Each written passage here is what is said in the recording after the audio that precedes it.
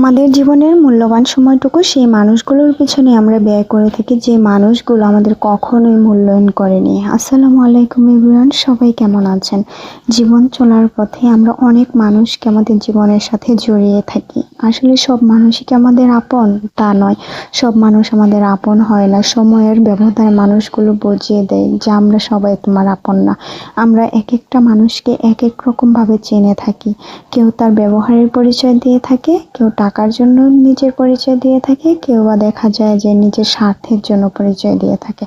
এক একটা মানুষের এক একটা ব্যবহার হয়ে থাকে, কিন্তু সবশেষে দেখা যায় সব মানুষের একই ধরন। কেউ হয়তো আমাদের একটু বেশি ভালোবাসে, আর নয়তো কেউ একটু কম। এই দুইটা দিকে আমরা খুঁজে পাই। যে মানুষগুলো আপনাকে তার স্বার্থের জন্য ব্যবহার করবে, সে মানুষগুলো সবসময় দেখবেন আপনার শত্রুদের সাথে মেলামেশার প্রবণতা বেড়ে যাবে।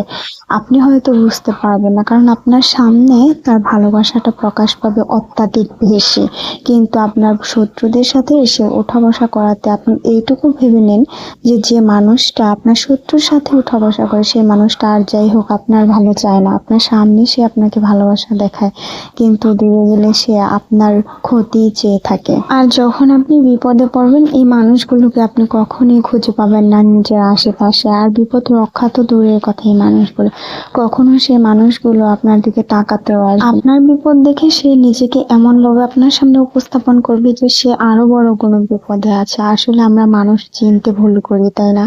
যে মানুষগুলির সাথে প্রতিনিয়ত চলাফেরা করি, দেখা যায় 10 জনের থেকে 1 জন বা 2 জন মাত্র আমাদের মন থেকে ভালোবাসে কিনা সেটাই সন্দেহ।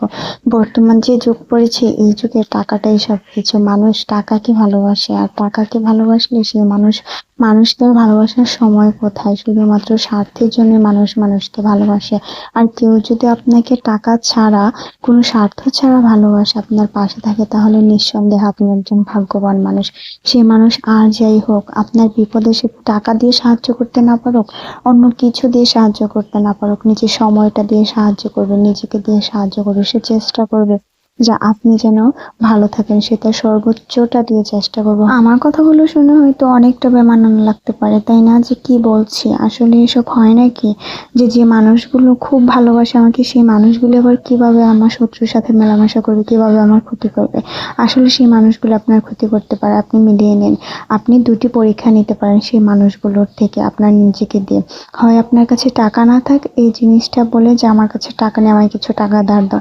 আর দ্বিতীয়ত হচ্ছে আপনার অসুস্থতা। আপনি যখন অসুস্থ হবেন তখন দেখবেন অনেক মানুষ আপনার ধারে কাছে আসবে না। আসলে এই জিনিসগুলা যখন আপনি বুঝতে পারবেন, তখনই আপনি দেখে নেবেন যে কোন মানুষ আপনাকে ভালোবাসে আর না বাসে।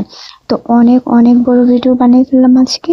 আজ অনেক দিন পর সবার সাথে অনেকক্ষণ আড্ডা হয়ে গেল। সবাই ভালো থাকবেন, সুস্থ থাকবেন। আল্লাহ হাফেজ।